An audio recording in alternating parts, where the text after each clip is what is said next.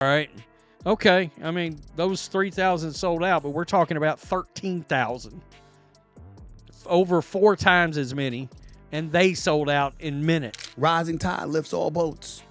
The girl is spectacular. It's not like she's not a scrub. She's not only can play, she's a star caliber player. A rookie wins Best WNBA Player over a unanimous MVP?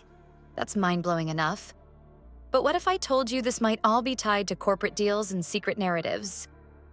Adidas rushed to give Caitlin Clark her own signature shoe, while Aja Wilson, a proven superstar, waits in the shadows. The story just keeps getting deeper. Imagine this. Aja Wilson comes off one of the greatest seasons in WNBA history. We're talking about a unanimous MVP here, the first in the league since Breanna Stewart in 2018.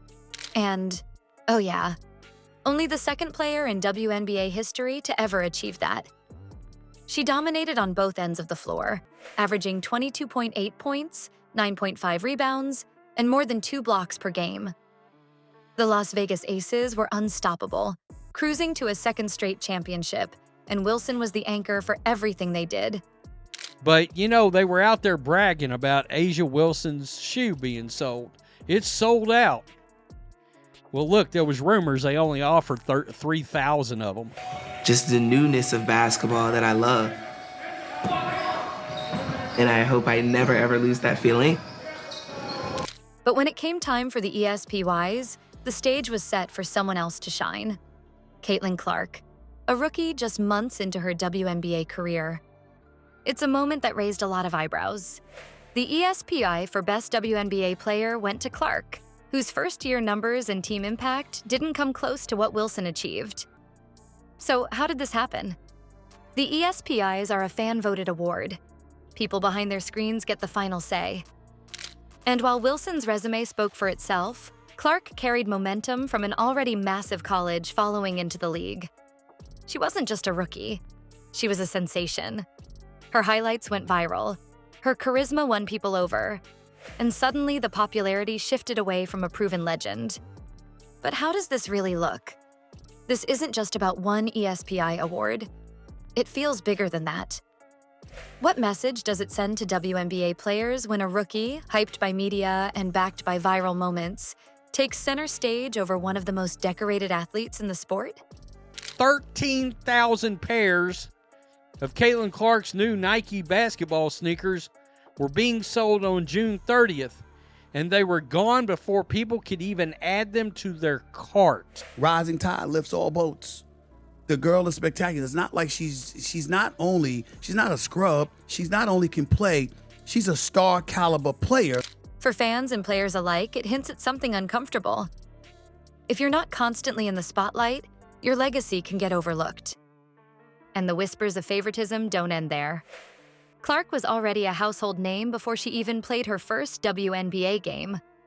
Highlight reels from her Iowa days saturated social media, and her transition to the Pro League was wrapped in a storyline of saving women's basketball. A narrative that felt more media-made than player-driven. Meanwhile, Wilson's accolades, consistency, and dominance seemed to quietly fall to the back burner. This wasn't just an upset. Clark's win at the ESPYs feels like a reminder that marketability can overshadow proven greatness. But that's not all. Her moment may be tied to something more calculated: corporate interests. Could sneaker brands be rewriting the WNBA's story? Let's talk about that next. Here's where the drama escalates. Adidas signed Aja Wilson years ago, before Caitlin Clark even entered the WNBA conversation. But despite Wilson's status as a 2-time MVP, a league champion, and one of the most dominant players in the game, she still doesn't have a signature shoe. I was a late bloomer, so my dreams were pretty low-key. I was just like, hey, I'm just trying to get through school. But then my dreams changed drastically when I became good at basketball. All right. Okay. I mean, those 3,000 sold out, but we're talking about 13,000. Over 4 times as many, and they sold out in minutes. Now compare that to Caitlin Clark, who joined the league in 2024, signed with Adidas almost immediately, and dropped her first sneaker, the Steel, the same year.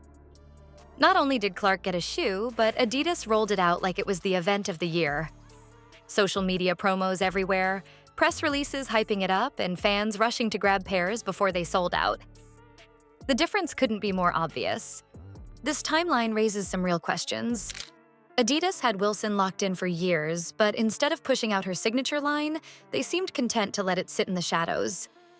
Meanwhile, Clark's sneaker had its own marketing blitz, designed to capitalize on her college stardom and viral highlights. Was this about marketability? Plain and simple? Clark's popularity, especially among younger fans, clearly made her a hot asset. But does that justify sidelining one of the league's biggest talents?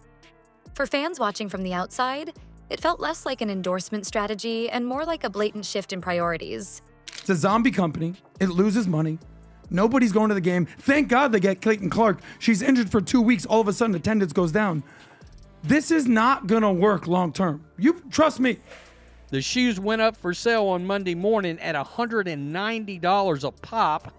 Now most are going for well over $350. And it's not hard to imagine how this feels for Wilson.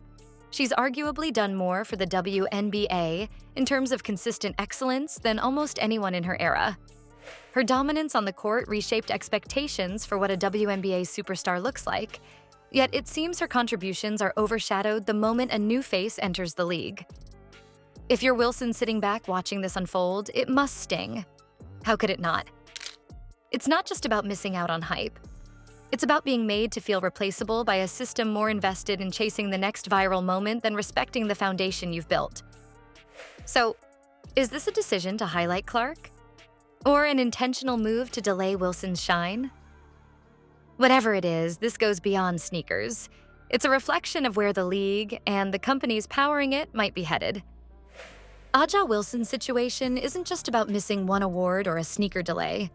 It's a mirror reflecting how the WNBA might be undervaluing the very players who've built its foundation. The Kobe 5 Protro PE is decked out in Clark's Indiana Fever's colors, with primary color being navy blue with touches of red, orange, and yellow. 1,250,000 less viewers for the All-Star game with no Caitlin Clark actually playing. People want to see her actually play. Her story highlights a growing trend, rewarding newcomers for their popularity rather than honoring veterans for their legacy and consistency.